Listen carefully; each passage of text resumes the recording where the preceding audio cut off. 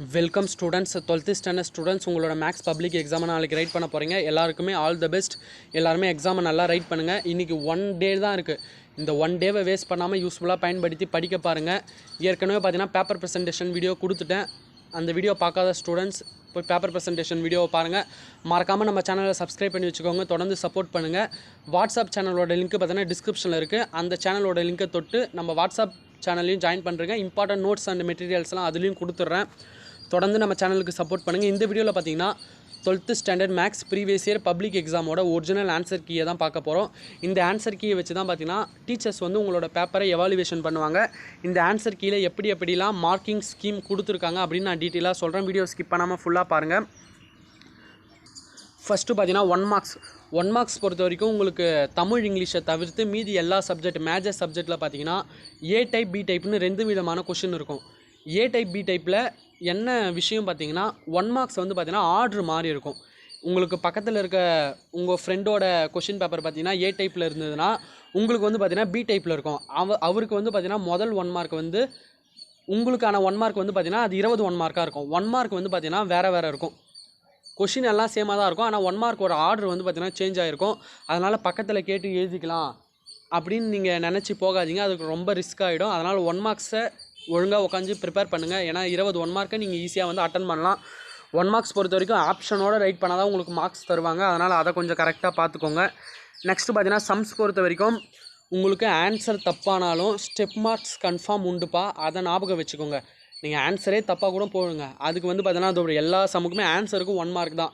ஆனால் மீதி இருக்க நீங்கள் ஸ்டெப்புக்கு வந்து பார்த்தீங்கன்னா கன்ஃபார்ம் 1 மார்க்காச்சும் கொடுத்துருவாங்க. 2 மார்க்காக இருந்தால் 1 மார்க்காச்சும் கொடுத்துருவாங்க. நீங்கள் முக்கியமாக ஃபாலோ பண்ண வேண்டிய விஷயம் என்னென்னு பார்த்தீங்கன்னா சம்ஸை வந்து பார்த்தீங்கன்னா ஸ்டெப்போடு போட பாருங்கள். இப்போ 2 மார்க் சம்முனா ஒரு 3 ஸ்டெப் ஆர் 4 ஸ்டெப் இருந்தால் போதும். 5 மார்க் சம்முனா நீங்கள் ஸ்டெப்ஸ் வந்து பார்த்தீங்கன்னா உங்களுக்கு சின்ன சம்மாக இருந்தாலும் நீங்கள் ஒவ்வொன்றா எக்ஸ்பிளைன் பண்ணி ஒவ்வொரு அடிஷன் ஆர் சப்ராக்ஷன் எது பண்ணாலும் ஒவ்வொரு ஸ்டெப்பாக நீங்கள் பண்ணுங்கள். அப்போ தான் வந்து பார்த்தீங்கன்னா ஸ்டெப் மார்க்ஸ் உங்களுக்கு கிடைக்கும்.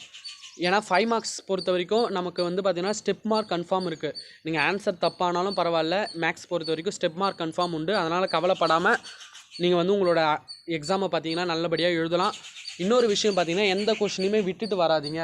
ஏன்னா உங்களுக்கு பார்த்தீங்கன்னா கிரேஸ் மார்க் கூட எதனா கொஸ்டின் மிஸ்டேக் ஆனால் கிரேஸ் மார்க் கூட கிடைக்க வாய்ப்பு இருக்குது. அதனால் எந்த கொஷினையும் விட்டுட்டு வராதிங்க. உங்களுக்கு தெரியலனா இது 25th பாருங்கள், போன வருஷம் மியர் அட்டன் பண்ணியிருந்தாலே கிரேஸ் மார்க் கொடுத்தாங்க.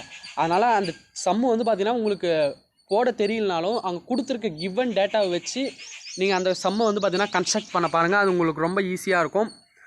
இதில் இருக்க எப்படிலாம் கொடுத்துருக்காங்கன்னு பாருங்கள்.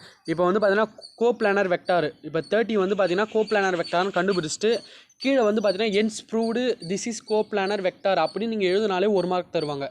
நீங்கள் ப்ரூவ் தட் வர சம் எல்லாமே பார்த்தீங்கன்னா கீழே அந்த கொஷினை எழுதி என்ஸ் ப்ரூவ்டுன்னு கன்ஃபார்ம் எழுதி வைங்க. மேலே உங்களுக்கு தெரியலனா ஏதோ ஒரு ஸ்டெப்ஸ் நீங்கள் அதை ரிலவெண்ட்டாக போட்டுட்டு கூட கீழே அந்த மாதிரி எழுதுனீங்கன்னா கன்ஃபார்ம் 2 மார்க்காக இருந்தால் 1 மார்க்ஸ் கூட கொடுத்துருவாங்க. அதனால் அதை பார்த்துக்கோங்க. நெக்ஸ்ட்டு பார்த்தீங்கன்னா பார்ட் 3 பொறுத்த வரைக்கும் உங்களுக்கு பார்த்தீங்கன்னா 3 மார்க்ஸ் சம்மு. புக்கில் இருக்க மாதிரி மெத்தட் தான் போடணுன்னு அவசியம் இல்லை. நீங்கள் அந்த சம்முக்கான ஆன்சர் எந்த ஸ்டெப்பாக இருந்தாலும் பரவாயில்ல, சரிங்களா? ஆனால் சம்முக்கான ஆன்சர் வரணும்.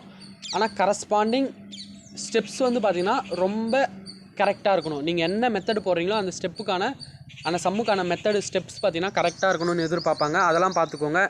உங்களுக்கு கம்பல்சரியில் மட்டும் ட்விஸ்ட்டு வைக்க கன்ஃபார்ம் வாய்ப்பு இருக்குது. அந்த கம்பல்சரியை மட்டும் நீங்கள் கிளியர் பண்ணிட்டா மேக்ஸில் சென்டம் கூட எடுத்துடலாம். அதனால் கம்பல்சரிக்கு கொஞ்சம் மோர் இம்பார்ட்டண்ட்டு.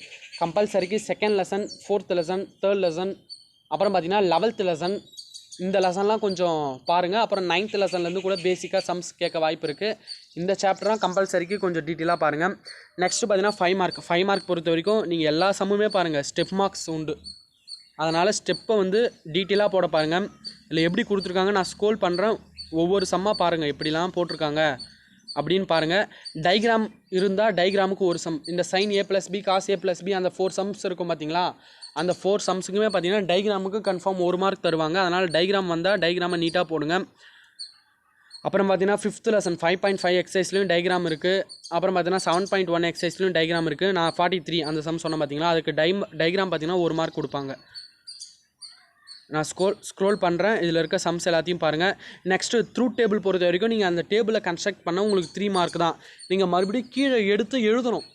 அந்த ஈக்குவேஷன் என்ஸ் ப்ரூவ்டுன்னு எழுதி அப்படின்னு நீங்கள் எழுதுனா தான் உங்களுக்கு பார்த்தீங்கன்னா மார்க்ஸ் வந்து ஃபுல் மார்க்ஸ் தருவாங்க.